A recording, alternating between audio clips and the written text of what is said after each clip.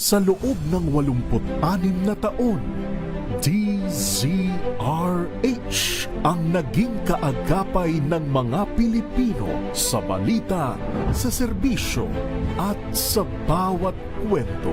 86 na taon ng tiwala at sa mga darating pang taon, mas pinalakas at mas pinagtibay para sa Pilipino. DZRH, una sa Pilipinas, una sa Pilipino. Serbisyong tapat sa'yo, DZRH.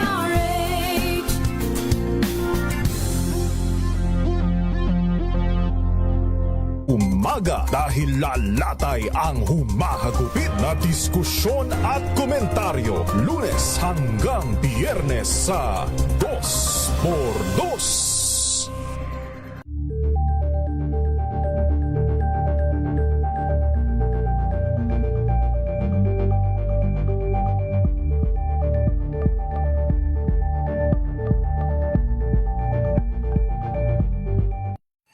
Mga balitang gigising sa inyong umaga. Mga balitang kailangan mong malaman. Mapapakinggan sa ACS Balita sa 2x2. Kasama sina Anthony Taberna at Jerry Baha. Lunes hanggang Biyernes.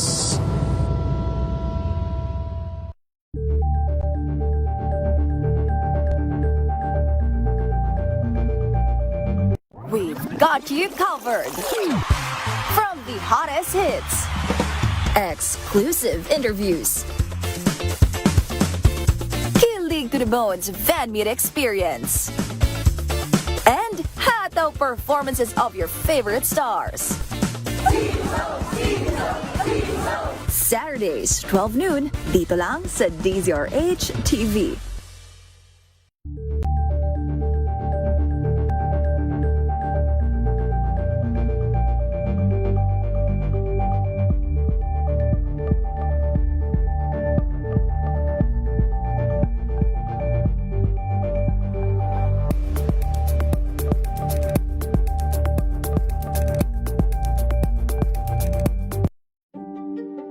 Buklatin ang mga pahina. Pakinggan ang boses ng lipunan. Tunghayan ang mga issue mula sa ibang katayuan. Nakakalungkot kasi deserve ba namin ng ganito? Na hindi nila alam kung ano talaga yung kanilang mga karapatan. Yung gobyerno, tinulungan nila yung kanilang magsasaka. Pinapatahimik tayong lahat using various laws. Through education, kayang-kaya nating baguhin yung ganitong klaseng pag-iisip. Isang kwento, iba't ibang anggulo. Dito, sa Point of View.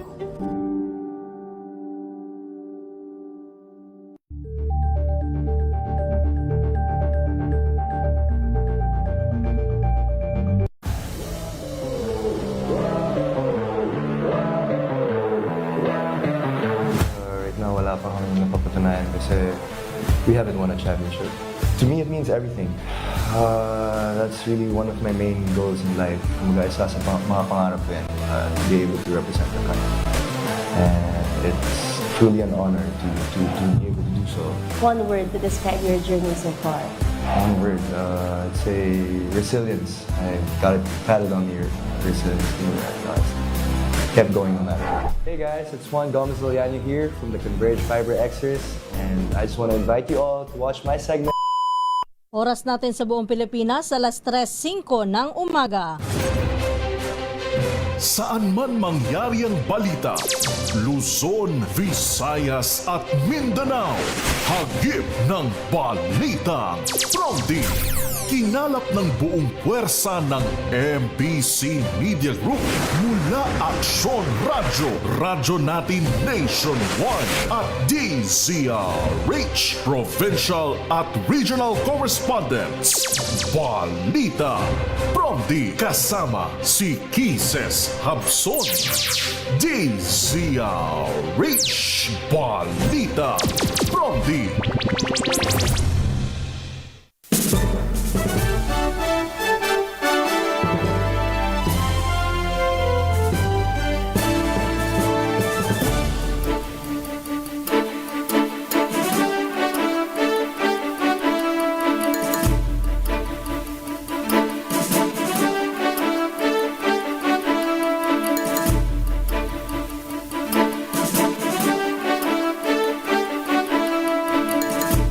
Magandang umaga Luzon, Visayas, Mindanao, Pilipinas. Ito po ang balitang PROMD ngayong araw ng Biyernes, April 17, 2026. Sa ating headlines, Balitang PROMD. dating Congressman Zaldico nahuli na. Nakakulong sa Prague, Czech Republic. Balitang PROMD. Draft report ng Senate Blue Ribbon Committee sa Flood Control Anomalies Probe. 3 pirma na lang ang kulang. Balitang PROMD. Business group na nawagan sa pagtapyas ng excise tax at VAT sa langis. Mawawalang kita pwedeng puna ng malampaya ayon sa PCCI. Balitang PROMD. Pangulong Bongbong Marcos, inasar ang mga kritiko. Nagbuhat ng 10 kilong bigas sa Maynila. Balitang PROMD. Puganting si Atungang huling namataan sa Calabarzon ayon sa DILG. Balitang PROMD. 2 patay sa pagsabog ng tangke ng LPG sa Dasmariñas, Cavite. Balitang PROMD. Yan ang ulo ng ating mga balita. Kasama niyo po ang inyong lingkod Kisas Habson para sa DZRH, una sa Pilipinas, una sa Pilipino. At ngayon sa detalye ng ating mga balita.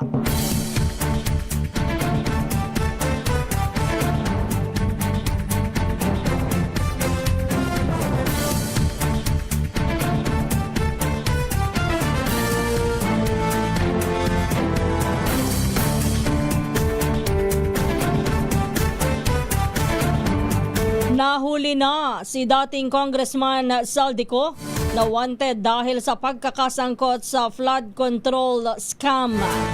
Inanunsyo ito ni Pangulong Ferdinand Marcos Jr. sa kanyang Facebook page na Bongbong Marcos.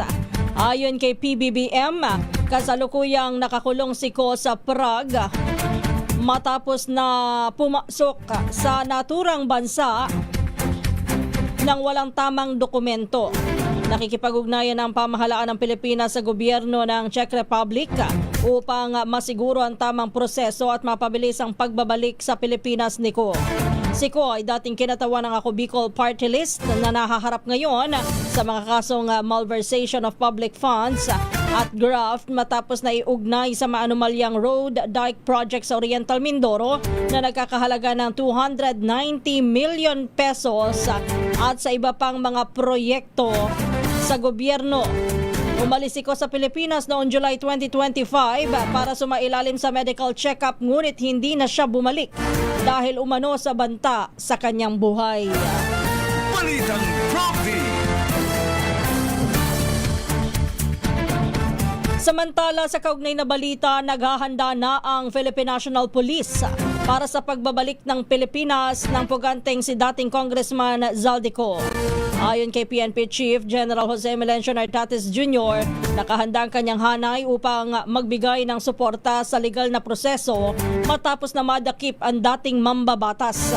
Kabilang dito ang pagbibigay ng seguridad sa kanya sakaling makabalik ng Pilipinas. Una nang iginiit ni Ko na ang kanyang pagtanggi na umuwi ng Pilipinas ay bunsod ng banta sa kanyang buhay matapos na masangkot sa flood control anomalies. Si Ko ay hawak na ngayon ng mga otoridad at kasalukuyang nakakulong sa Prague, Czech Republic. Balitang PROMD. Alas 3:10 ng umaga, puntahan naman natin balita sa Pangasinan. Top 1 most wanted person sa city level ng Alaminos City. Arestado. Ibalita mo yan na Reach 38, Freddy Fajardo. Yang ng Alaminos City, Pangasinan Police Station, ang kanilang top 1 most wanted person city level na isang 22 anyos na binata, presidente ng Barangay San Vicente sa nabanggit na syudad. Batay sa ulat ni Chief of Police Lieutenant Colonel John Ringo Quintinita, alauna ng hapon ng madakipang suspek sa Barangay San Vicente ng pinagsanib na puwersa ng Alaminos City Police at Regional Intelligence Division ng Pro-1 sa bisa ng warrant of arrest na pinalabas ng Regional Trial Court Alaminos City sa kasong statutory rape with no bail ban recommended. Sa ngayon ay himas-rihas ang suspek sa Alaminos City Police Station at hinihintay na lamang ng mga otoridad ang ilalabas ng korte na commitment order upang mailipat ito sa BGNP. Mula sa Action Radio Pangasinan, ito si Freddy Pajardo, Aristarte Taguulat para sa DCRH, una sa Pilipinas, una sa Pilipino.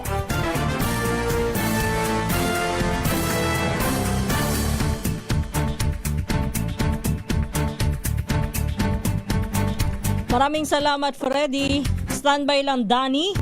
3 pirma na lang ang kulang para maihain sa plenaryo ang ulat ng Senate Blue Ribbon Committee kaugnay ng investigasyon sa multibilyong pisong flood control anomaly. Ito'y makaraang lumagda na rin sa naturang draft report sina Senate President Vicente Soto III at Senator Erwin Tulfo.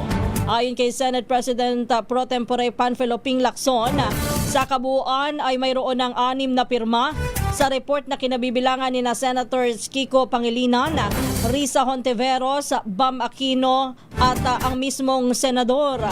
Idagdag pa ang pirma ni Senate President Soto at Senator Tulfo.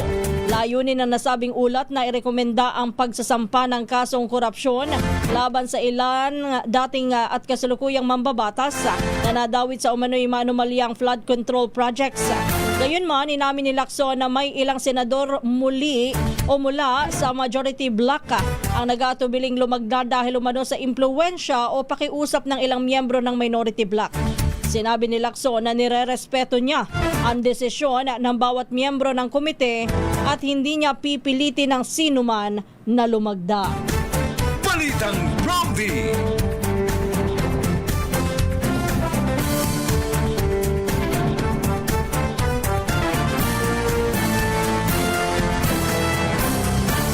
Samantala, sa iba pa nating mga balita, maaring maharap sa posibleng election offense si Vice President Sara Duterte kung mapatutunayan na tumanggap siya ng donasyon mula sa mga dayuhan na may kaugnayan sa Pharmaly.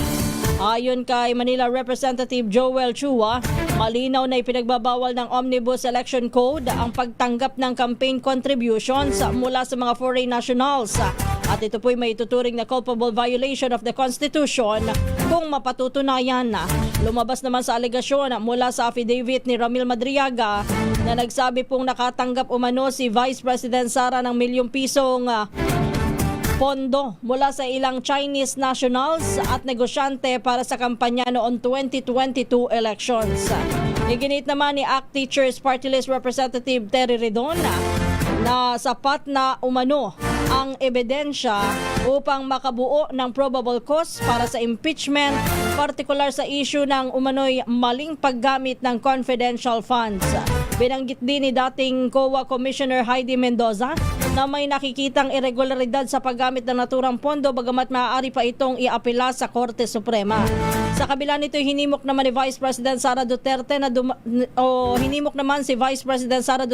dumalo sa susunod na pagdinig ng House Committee on Justice sa April 22 upang personal na sagutin ang mga alegasyon sa halip na umasa na lamang sa mga pahayag sa media.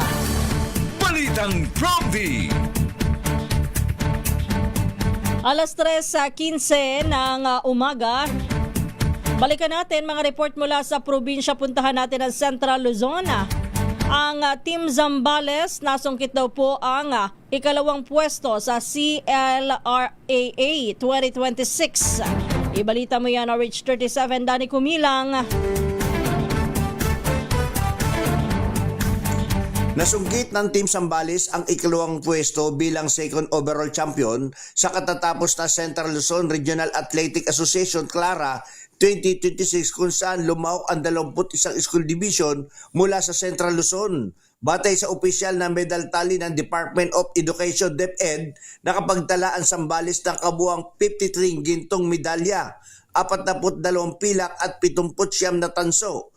Nakamit din ng Zambales ang pagiging first runner-up sa elementary level habang second runner-up naman sa secondary level. Samantala, nanguna ang Bulacan bilang overall champion na may 106 gintong medalya habang pumangatlo ang Division of Olongapo City na may 48 ginto, 44 na pilak at 45 tanso. Binigyang pagkilala naman ni Governor Hermanes Ibdani Jr. ang tagumpay ng Team Zambales at pinuri ang kanilang husay, determinasyon at karangalang iniuwi para sa lalawigan. Dani ko bilang RH37, DCRH, una sa Pilipinas, una sa Pilipino. Balitang Promdi. Maraming salamat, Danny. Standby lang, Jo.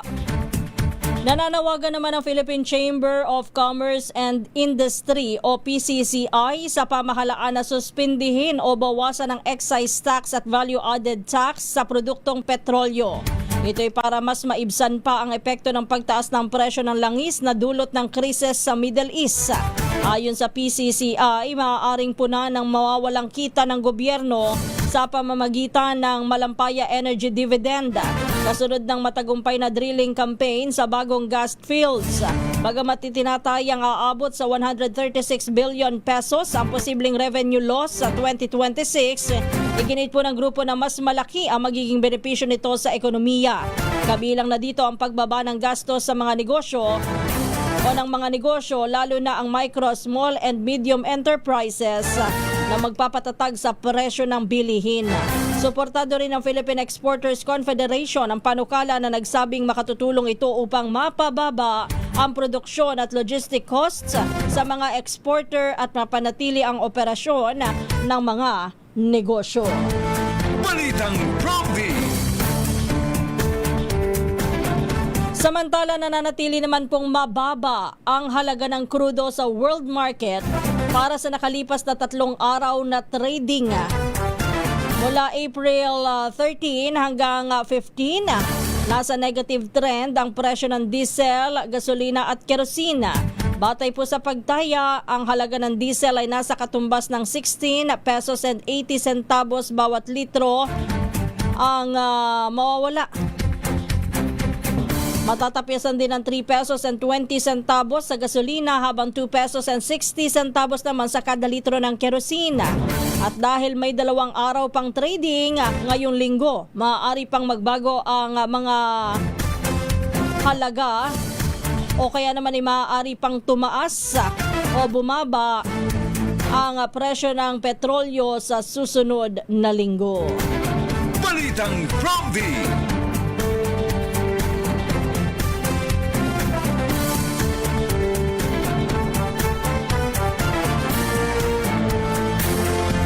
Samantala, dumako muna tayo. Balita naman mula sa Western Visayas.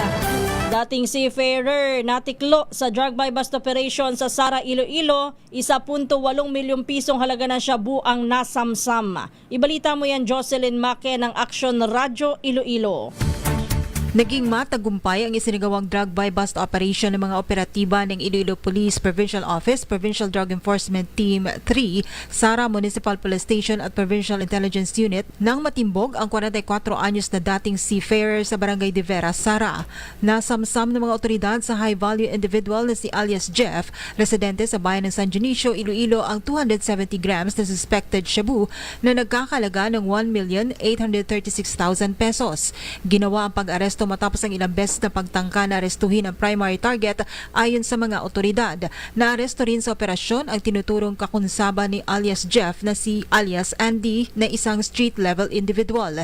Area of operation ng subject ang mga bayan ng Sara, San Dionisio at Lemery, habang sa Rojas City, Capiz naman siya kumukuha ng supply. Mula sa Action Radio Iloilo, ito si Jocelyn Make para sa DZRH. Una sa Pilipinas, una sa Pilipino. Balitang Promdi.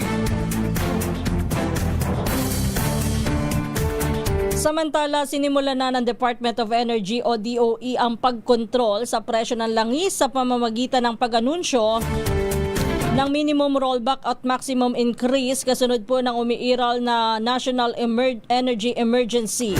Ayon kay Energy Secretary Sharon Garin, pinapayagan ito ng Oil Deregulation Law of 1998 na nagbibigay ng kapangyarihan sa pamahalaan na pansamantalang mga siwa sa operasyon ng mga oil companies sa panahon ng krisis. Para sa linggong ito, bumaba po ang presyo ng diesel nang hindi bababa sa 20 pesos and 89 centavos kada litro. Sa kerosene, 8 pesos and 50 centavos ang tapyas at sa gasolina ay 4 pesos and 43 centavos kada litro ang naging pagbaba. Gayunman, may ilang ulat na hindi umano tugma ang kalkulasyon ng industriya sa DOE kung kaya't nagbabala ang ahensya ng posibleng kaso laban sa mga hindi susunod. Iginit pa ng DOE na hindi basta-basta ang kanilang price adjustments dahil ito ay nakabatay din sa aktual na gasto sa produkto at galaw ng piso laban sa dolyar.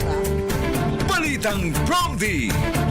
O kahit papaano nakikita nyo na ngayon kung ano ang magiging resulta kung sakali na amyendahan itong Oil Deregulation Law of 1998 at maibalik ang pangangasiwa lalo na sa presyohan sa produktong petrolyo sa ilalim ng pamahalaan ng Department of Energy. Kasi nakita nyo na rin naman at inamin na rin po ng Department of Energy nitong mga nakalipas na araw na tila hindi nagtutugma ang kanilang computation sa computation ng mga naroon at mga may-ari ho ng negosyo sa langis. Ibig sabihin, malaki talaga ang idinadagdag ng mga oil company kumpara ho sa dapat na presyohan ng produktong petrolyo sa atin. Hindi ba ho noon nakalipas na araw, binanggit na po ng Department of Energy na yung kanilang computation abay mas mataas ho ang o mas mababa ho ang price rollback kung ang pagbabasihan naman ay sa mga oil company. O ngayon pa lamang nakikita nyo na ho na may diferensya talaga at mas mapapababa pa ang presyo ng produktong petrolyo kapag hindi ang mismong mga oil company o yung mga oil player ang siyang nasunod sa presyohan. Yan ay dapat na rin pong maimbestigahan. At ano na rin po, sana ho ay magkaroon din ng report ang DOE at maging transparent sa media, sa mamamayan na naging breakdown ng mga oil company dahil sila po ay pinagsimuti ng breakdown sa kanila pong presyohan ng kanilang produkto. Balitang Bromdy! Para naman ho naintindihan din natin paano ba sila nagko-compute at ano ang pagkakaiba nito sa computation ngayon ng pamahalaan. Balitang Bromdy! Oras po natin 3:24.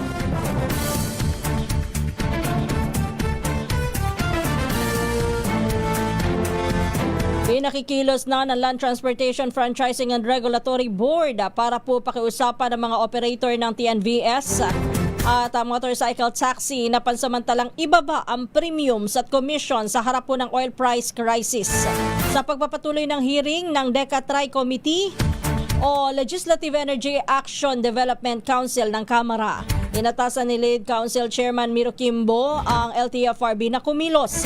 Ayon kay Kimbo, kapag naipatupad ng LTFRB, ito po'y magiging batayan para maibaba hindi lamang ang base price kundi maging ang komisyon.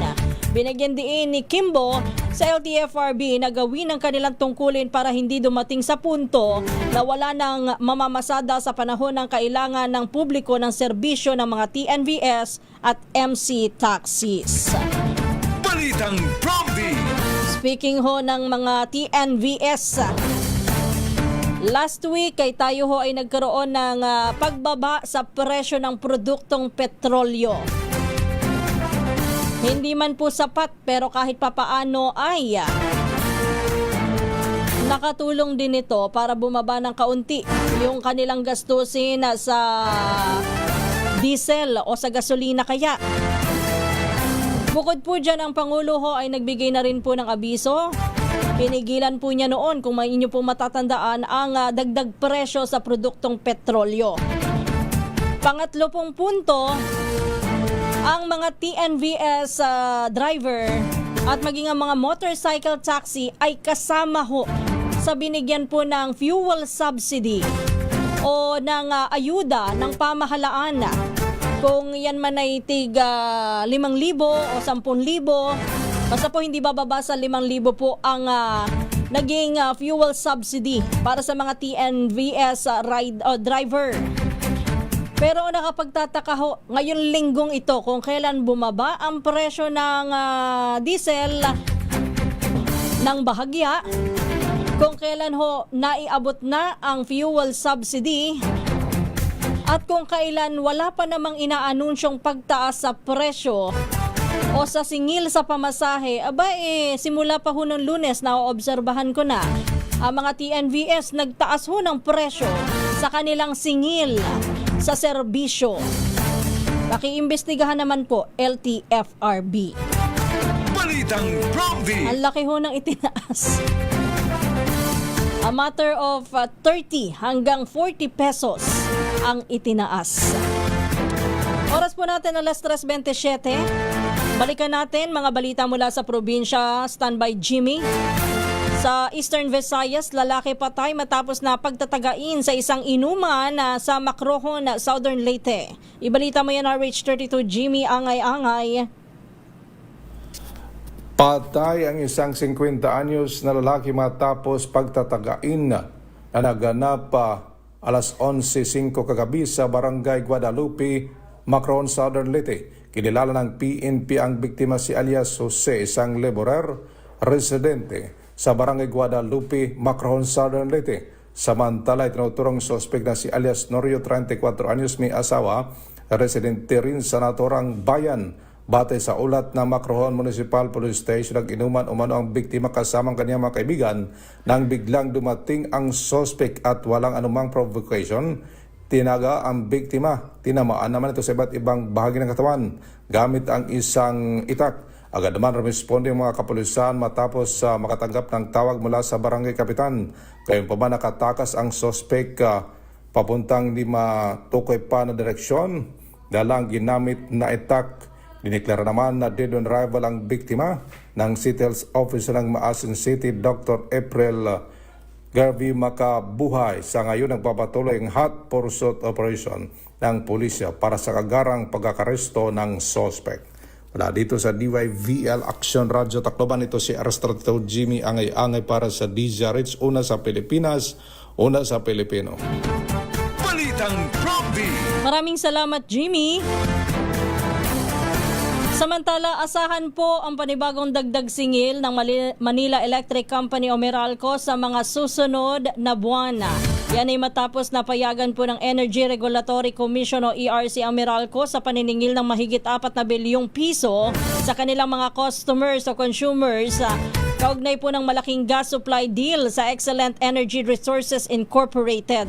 Katumpas ito ng dagdag na 10 centavos kada kilowatt hour sa bayarin ng mga consumer na ipatutupad sa loob ng 12 buwan simula September 2026 billing.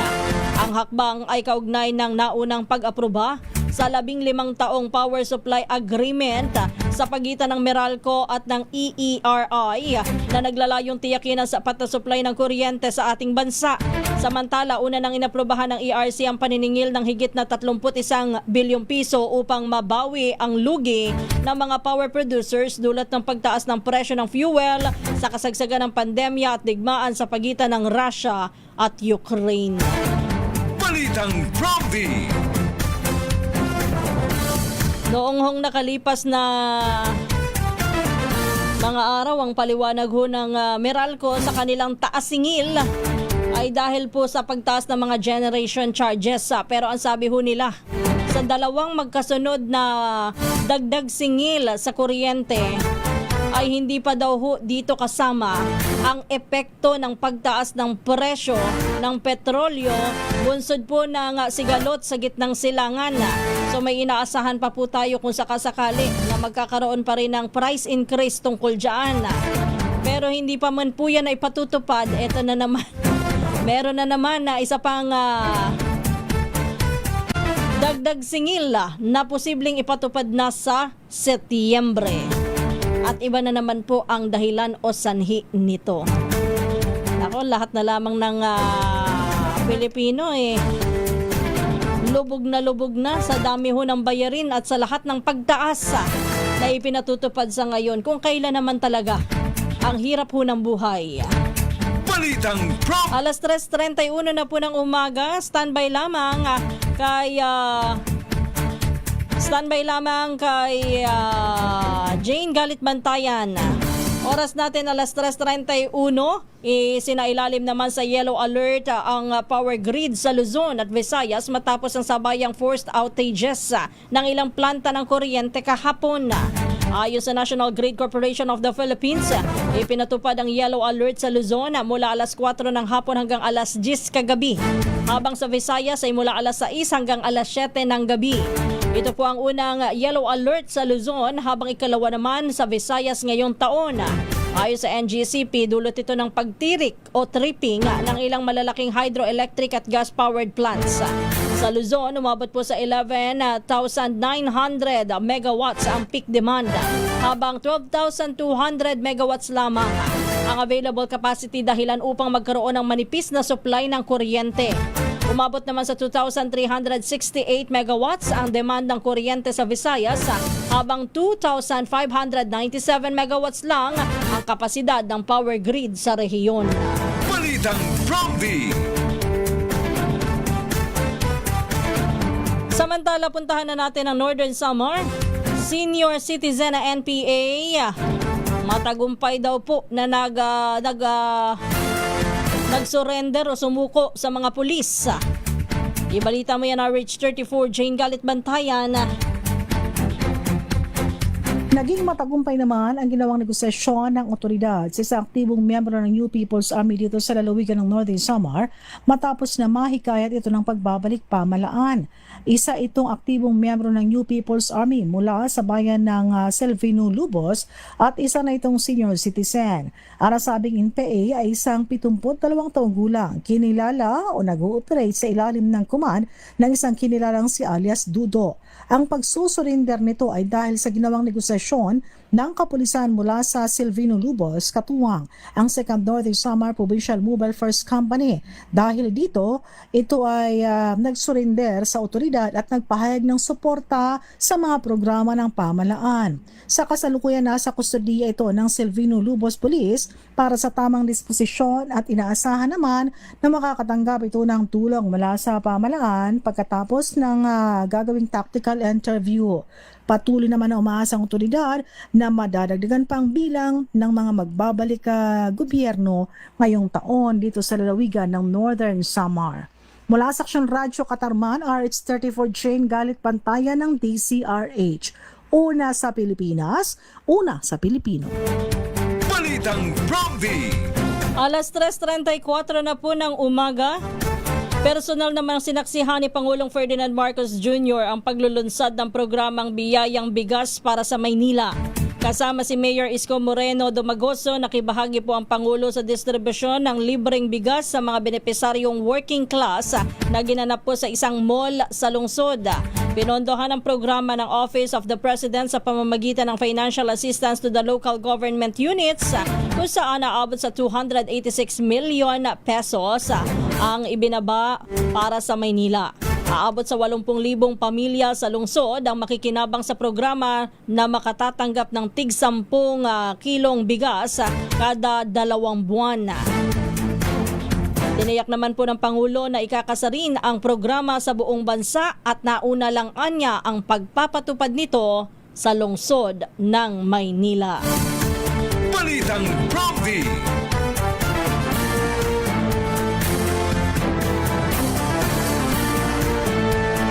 Samantala sa oras na alas 3:35, muli namang pinabulaanan ni Pangulong Ferdinand Marcos Jr. ang kumakalat na issue tungkol sa kanyang kalusugan matapos na magbuhat ng 10 kilong sako ng bigas sa distribusyon ng libreng bigas sa lungsod ng Maynila. Sa gitna po ng programa pabilong, binanggit ng Pangulo na sinong may sakit habang paulit-ulit na itinataas at ibinababa ang 10 kilong sako ng bigas na tila ba ginawa niya itong dumbbell. Patunay ito ng Pangulo na nasa maayos siyang kalusugan, taliwas sa mga kumakalat na fake news sa social media na siya ay may sakit at may nasa malubhang kalagayan. Ginawa ang aktibidad sa isang mall sa Maynila bilang bahagi po ng Biyayang Bigas para sa Maynila program. Sa nalayon daw po na tulungan ng libo-libong benepisaryo sa gitna po ng pagtaas ng presyo ng langis dulot ng tensyon sa Middle East. Ayon sa Pangulo, bagamat walang kontrol ang pamahalaan sa presyo ng langis, maaari naman itong kumilos upang mapanatiling abot kaya ang presyo ng pagkain. Balitang Prompty. Samantala, dumako muna tayo. Balita mula sa Davao. Lalaki arestado naman sa buy-bust operation sa Tagum, Davao del Norte. Ibalita mo yan, Jun Suter ng Action Radyo, Davao. Himas rihas ang isang 35 anyos na lalaki matapos masakuti sa isinagawang buy-bust operation sa barangay Mangkilam, Tagum City, Davao del Norte madaling araw ng Abril 16, 2026. Kinilalang suspect sa alias na J, binata residente sa nasabing barangay. Ayon sa report, bandang hating gabi ng ikinasang operasyon kung saan nakabili ang pusher buyer nang hinihinalang shabu mula sa suspect na agad humantong sa kanyang pagkakaresto. Na-recover mula sa kanya ang tinatayang 1 gramo ng hinihinalang shabu na may halagang 6,800. Kasalukuyan na sa kustodiya ng Tagum City Police Station ang suspect at naharap sa kasong paglabag sa Section 5, Article 2 ng Republic Act 9165 o ang Comprehensive Dangerous Drugs Act of 2002. Ito si Jun Suter para sa DZRH. Una sa Pilipinas, una sa Pilipino. Oras po natin alas 3:37 na po ng umaga. Nagpapasalamat naman si Bulacan 6th District Representative Salvador Cader Pleito sa naging maayos na pamamahagi ng cash relief assistance ng pamahalaan para sa mga tricycle driver at miyembro ng TODA ng Santa Maria, Bulacan. Yan na po ang unang batch ng payout kahapon na April 16 kung saan ay tinatayang nasa 2,370 na miyembro po ng TODA ang tumanggap ng tulong pinansyal mula sa Department of Social Welfare and Development o DSWD. Layunin nito na matulungan ng mga tricycle driver na lubos na naapektuhan ng labis na pagtaas na presyo ng petrolyo dulot po ng tensyon sa gitnang silangan. Ayon kay Pleito, isasagawa naman ang second batch ng payout ng DSWD Cash Relief Assistance para sa active TODA members ngayong araw April 17 sa FFHNA o FFHNAS Gymnasium sa Barangay Guyong, dyan pa rin po sa Santa Maria, Bulacan. Para sa master list at oras daw po ng pagpila, maaari niya makipag-ugnayan na lamang sa mga presidente o sekretarya ng kinabibilangang TODA. Balitang Prompty. Alas 3:39 na po ng umaga. Iniimbestigahan na rin ng National Bureau of Investigation ang mga seryosong banta at umano'y planong assassination laban kay Pangulong Bongbong Marcos Jr. Ayon kay NBI Director Attorney Melvin Matibag, tinututukan na ng kanilang tanggapan ang pasabog ni Ramil Madriaga sa impeachment hearing sa Kamara kung saan ay idiniin nito na si dating Pangulong Rodrigo Duterte ay may plano umano ng kudeta o asasinasyon sakaling hindi bumaba sa pwesto ang Pangulo pagsapit ng taong 2025. Kasabay nito ay sinisilip na rin ng kawanihan ang naging pahayag ni Davao City Mayor Baste Duterte sa paglulunsad ng Rage Coalition sa San Juan City. Matatanda ang tahasang sinabi ng alkalde na isang ulo lang ang kailangan at ito ay ang ulo ni Pangulong Marcos. Nakatakdang maglabas ng ang Bureau bukas ng memorandum para sa formal na investigasyon kasunod po ng pahayag ni PCO Undersecretary Claire Castro na mandato po ng NBI na imbestigahan ang anumang death threats laban sa presidente maging sa sinumang ordinaryong mamamayan. Balitang Prompty. Alas 3:40 na po ng umaga. Inihayag naman ni Interior Secretary John Vic Remulla na nasa Calabarzon lamang ang puganteng gaming tycoon na si Charlie Atong Ang. Ayon kay Remulla, huling namataan si Ang 2 linggo na ang nakalilipas. Dagdag pa ng kalihim, palipat-lipat lamang ng lugar si Ang upang makaiwas sa mga otoridad. Kamakailan ay nagsagawa ng operasyon ng mga otoridad laban sa pinagtataguan ni Ang, ngunit nakaalis ito isang araw bago ang pagsasagawa ng raid. Samantala, sakali naman na nasa labas ng bansa si Ang, ay madarakip rin ito matapos na maglabas na ng red notice ang Interpol. Si Ang ay tinaguri ang most wanted sa Pilipinas matapos ng 3 warrant of arrest na inilabas ng mga korte sa Batangas at Laguna kaugnay ng kaso ng mga nawawalang sabongero. Balitang Promdi.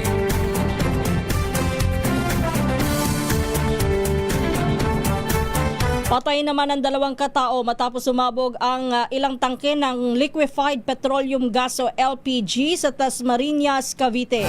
Sa lakas ng impact ay nagkalasog-lasog po ang katawan ng 2 biktima na kinilalang sina alias Brian, 20 anyos, at Honorio, 65 years old.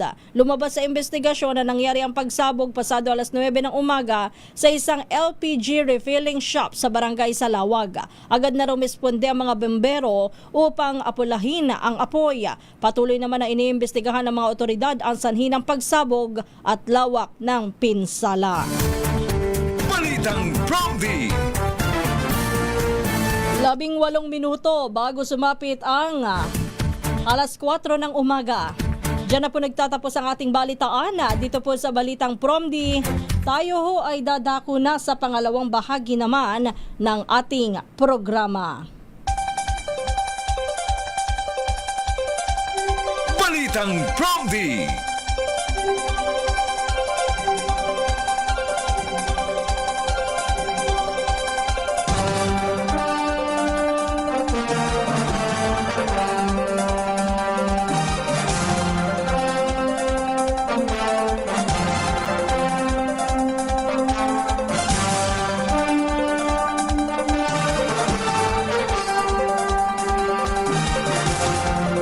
Muli isang magandang umaga po ang ating pagbati sa lahat ng mga nakikinig, nanonood at nakatutok ngayon dito sa ating programa.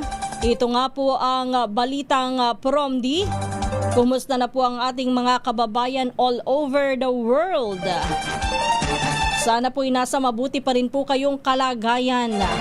Yan ang ating everyday wish and prayer para sa inyong lahat. Kumusta na po yung ating mga kababayan dyan sa may mga lugar na mayroong maanumalyang flood control project? Uy, pero ngayon ngayon po'y summer. Speaking of flood, doon sa ating mga barangay officials at LGU, samantalahin nyo na po, at maging sa mga concerned agencies, samantalahin nyo na po ang maalinsangan at mainit na panahon upang makapag-declog, makapaglinis ng inyong kapaligiran at mga kanal, ganon din po ng mga drainage, upang sa gayon pagsapit ng tag-ulan maayos ho ang daluyan ng tubig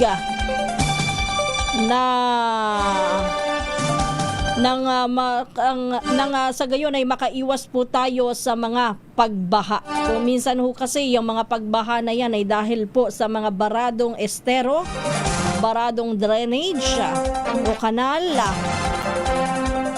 Kung yan po ay maluwag, natanggalan ng mga kung ano-ano, basura at saka ng mga buhangin, kahit papaano po iluluwag, hindi man po lubusan na masolusyonan ang problema sa pagbaha. Baka sakasakali po pagdating ng tag-ulan, kung magkaroon man ng pagbaha ay mabagal po ang pagtaas ng tubig at mabagal din ang pagbaha. Alas 3:45, speaking pa rin ng pagbaha, yung ating matagal nang hinahanap actually nalimutan na nga yata. Nalimutan na ng taong bayan. Biglang nagulat tayo kagabi. May balita ho na si Zaldico ay nahuli na. At inaantabayan na natin kung kailan ito iuuwi ng Pilipinas. Wala pa rin pong masyadong update. Mukhang Pero ang sabi po ng PNP ay sila po'y nakahanda na magbigay po ng seguridad. Kasi nga po ang sinasabi po dati ni dating Congressman Saldico ay siya'y may banta sa buhay kaya ayaw niyang umuwi. O ngayon po na siya ay nahuli na, handa daw po ang mga otoridad na tiyakin na ang kaligtasan ni Zaldico sa pag-uwi ng Pilipinas. Kasabay po niya na syempre ang aantabayanan pa rin natin ay ang mga magiging expose ni Zaldico at syempre ang siya ay mapanagot dyan sa kanyang mga kaso na kinakaharap pa kaugnay pa rin ng flood control anomalies. At malalaman din natin kung ano nga ba ang o sino nga ba ang mga kasangkot sa flood control. Noon po, kung inyo pong matatandaan, naglabas na ho ng kaniyang pahayag si dating Congressman Saldico. Remember? Pati nga ho ang Pangulo ay idinawit niya. Pero iba po kapag nakaharap na. Iba po kasi yung video at iba po kapag isinasa ilalim sa interogasyon ng harap-harapan. So malalaman natin ang mga update dyan sa mga susunod na araw. At kung dahil ba dyan, yung Senate Blue Ribbon Committee may draft report na po Mabubuksan ba muli ang investigasyon ng mga komite sa Kamara at sa Senado? At kung may madadagdag ba sa mga posibleng makasuhan na mga malalaking pangalan dito sa sa flood control anomalies. Helen Del Campo Braha, isang magandang umaga sa iyo. Uy, bago tayo dumako sa ating mga pagbati, nais ko munang batiin ang isang maligayang kaarawan. Happy birthday kay Mama Ami Manso, Miss Amelia Manso. Uy, happy birthday at naway lahat ng wish mo matupad. Yan na rin ang wish ko para sa iyo. Siyempre, more blessings to come and good health. So si Madam Ami, isa to sa mga nagiging inspirasyon ko pagdating sa pag-kontrol ng pagkain. Ang galing Kaya lang hanggang tingin na lang ako at hanggang wow kapag ako nang gagawa. Kahit na anong panghihingi ko kay Ma'am Ami ng tips, hindi ko namang ginagawa. More wheat bread to come. Matamis ang matamis ang cake More wheat bread to come. Alas 3:49. Sa iba pa po nating mga balita at mga pagbati pa rin, unahin ko na si Willie Relador, nakatutok po sa atin sa mga oras na ito. Isang magandang umaga paring Willie, kay Sheroke, kay Lupito Balagtas ng Palayan City, kay Herminie Hildo Doming, Aldi Idorot ng Caloocan City, isang magandang umaga din po, at kay Ma'am Becky Tisuka. Binabati rin po natin si Jerry Fajardo Barbosa, kay Ibanez at kay Sir Dennis Ian Pedro. Maraming salamat po. Kay Ma'am Evan Lang, good morning. At ganoon din kay Sir Filemon Mamuad, Rodrigo Marbebe. Isang magandang umaga rin po sa inyo mula sa Oras sa Eastern Samar. Kay Cors Navarro Galindas ng North Caloocan, good morning. Kay Tessie Pindo ng Santa Maria Laguna, Herminie Hildo Doming.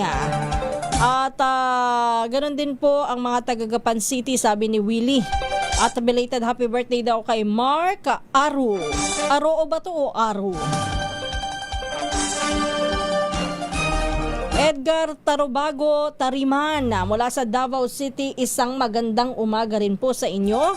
At pagbati pa rin po kay Helen Del Campo Braga, good morning. Bigla ko naisip tuloy, dahil ba dito sa pagkaka-aresto kay Congressman o dating Congressman Saldico, bahagya pong matatabunan na ang investigasyon nitong impeachment proceedings o yung hearing dyan sa Kamara o magtutuloy-tuloy? Ano ba kaya ang ipaprioritize ngayon? At Fernando de los Reyes, isang magandang umaga po. Although siguro magkaibang panel naman ho ang nag-iimbestiga sa mga yan. Pagbati pa rin po kay Celso Areglado Cosico. Ganon din kay Wilson Espiritu, Eds Mejia, Francisco Berbano ng New York, kay Rodrigo, at ganon din po pagbati pa rin po na isang magandang umaga Virgilio Sakdalan. Isang magandang umaga, gigil na gigil si Virgilio Sakdalan, no? Nababasa ko yung mga comment. Good morning sa iyo. Manuelita Espartinas Donoso ng Macalelon, Quezon. Hermie Estebanit. Nga pala, no? Today is Friday. Ngayon po ay Biyernes, April 17. Uy, ingat ha. Lalo na yung ating mga kababayan na pauwi mamayang gabi. At makakapag-relax mamaya. Ingat po and enjoy your weekend. Pagbati pa rin na isang magandang umaga kay Renato Abad, isang magandang umaga po kay Reynaldo Talatala, at sabi niya pag-greet din daw po ang kanyang may bahay. Happy 38th wedding anniversary. Wow, ang sweet naman. Happy 38th wedding anniversary kay Reynaldo Talatala. At sa kanyang may bahay, hindi mo naman binanggit ang pangalan ng asawa mo, Reynaldo Talatala. Ngayon po'y nagdiriwang po sila ng kanilang anibersaryo. At ganoon din kay Renyan Ramos. Magandang umaga po mula sa Hyundai Philippines, Subic, Zambales. Erano Taruk, pabati po ng magandang umaga dyan sa Pilipinas, sa Barangay Apulud, Paniki, Tarlac, mula po dito sa Winnipeg, Canada. Mabuhay po ang DZRH. Uy, Bentong, isang magandang umaga sa iyo. Ganon din kay Banong, nakikinig po't nanunood sa mga oras na ito. Kay Pearly Neko, mula dyan sa Cagayan. Good morning din ho. At kay Marshall Boga Jr. mula sa Cainta, Rizal. Nestor Felipe ng Abulog, Cagayan, good morning. Ganon din sa mga taga-Balot, Tondo, Maynila. Uy, kumusta na po? Kay Ma'am Sofia Espinol Mateo. Ganon din kay Danny Muyot. Si Mike Montero, isang magandang umaga po sa inyo. At kay Oscar Hidalgo, pabati nga po sa asawa ko. Teka lang. Ang pangalan dito, Oscar Hidalgo. Tapos ang pabati, asawa ko, Ronnie Manibale. Teka lang. Pakilinaw po sino po yung bumabati. Ronnie Manibale, happy birthday sa iyo at mabuhay ka hanggang gusto mo. Ito asawa. Glopet Pag. Tama ba? Good morning and hi sa Mama Glo and Papa Agapito. Kaya pala Glopet Pag. Hi sa Mama Glo and Papa Agapito. Pag-ong ng Dasmariñas, Cavite. Watching mula po dyan sa Dubai. Albino Trinio ng Naga City. Ako'y pasensya na po. Ito lang talaga yung mga alam kong pagbati ng ibang dialect Marahay na aga po sa Indogabos. Good morning po sa inyo. Johnny Ogalenola. Kay Ruben Paulite ng Quezon. Good morning po dyan sa may Pitogo. At kay Sergio Trinidad Jr. ng Puerto Princesa City, Palawan. Ay, maganda dyan. Sa Puerto Princesa. Kailan kaya talaga ako makakabalik dyan? Ganon din po, pagbati pa rin po natin na isang maganda umaga. Happy listening kay Virgie Bembo. Ganon din po kay Arturo Peña ng Iloilo City. Oy, kay Papstan ng Taiwan, isang magandang umaga. Balita ko'y mainit na daw dyan ngayon. Napakainit din. Balikan na lang ang timeline kung sino ang mga kakuntsaba. Kailangan pa bang sabihin kung kailan na? Yun ba sinabi? isang pagbati pa rin po ng isang magandang umaga kay Orlando de la Cruz. Pagtaas ng oil, take effect agad. Ang pagbaba po ng excise tax, maraming dahilan ang effectivity. Hindi, yun na nga po yung binabanggit kay Mr. Orlando de la Cruz. Ulitin ko lamang po ha. Yung sa excise tax, yan ho'y napagdesisyonan na nitong mga nakalipas na mga araw at inanunsyo po ng Pangulo ang pagtapyas o pagtanggal muna sa excise tax sa kerosene at ganun din sa LPG. Pero yung sa ngayon ho, ang sinasabi kasi ng Pangulo at ng kanyang economic managers, wala pa silang plano na tapyasan o suspindihin ang excise tax sa diesel at gasolina kasi sa upon their computation daw, yung kitang mawawala, maaari na pong gamitin yon pang tulong doon sa ating mga kababayan sa pagbibigay ng mga ayuda. Kumpara daw po sa maibabawas na presyo sa oras na tanggalin ng excise tax ay kakaunti lamang at ang makikinabang daw po dyan ay yung mga wala sa laylayan at saka yung mga kumpanya for sure. Kaya yung yung PCCI, although may punto rin naman po ang PCCI, yung mga negosyo. Yung mga maraming negosyo po dito sa Pilipinas, sila po talaga, gusto po talaga nila na matanggal ang excise tax sa langis, sa gasolina, diesel, para po doon sa kanilang negosyo. Kasi sila po ang una talaga makikinabang dyan. Kaya po talaga isinusulong nila dyan. Pero at the same point naman, kung sakali naman pong mabawasan daw ang kanilang costing, magre-reflect naman din daw po yan sa kanilang produkto na kinukonsum din ng mga mamamayang Pilipino. Kumbaga, kahit papano, maiiwasan yung dagdag o yung pagtaas ng mga bilihin at serbisyo kung sila po'y makikinabang doon sa excise tax na tatapyasin. O yun na sinasabi. Pero nasa sa pa rin yan, nasa sa ating pamahalaan kung ano magiging sagot. Karen, isang magandang umaga po sa inyo. Kay Charen, Joy, Karen ba yun? Karen, Joy, and Jonathan Reyes. Good morning. At yun na nga, binati na nga kita, Karen. Good morning sa iyo ha. Sabi niya, uy pabati. And ayun, course, good morning nga ulit sa iyo at kay Arnold Domeng. Mainit na kape sa umaga, sapat na. Alam mo, ginugutom mo ako, Domeng. So mga hindi ko po nabate, kung sakali pang meron na. Kasi medyo mahaba rin po yung batian natin ngayon. Peter Walden Avelinosa, good morning sa iyo. Kay Lupito Balagtas. Kay Mary Balagtas, good morning po sa inyo mula dyan sa Florida, USA. Ayan, kay Maridel Macaya Furukawa, kay Henry Escalante. At sa mga hindi ko po nabati, nako, pasensya na po. Ayan, Saldico, you can run but you can never hide. Arturo Peña, good morning. Mayet 4201.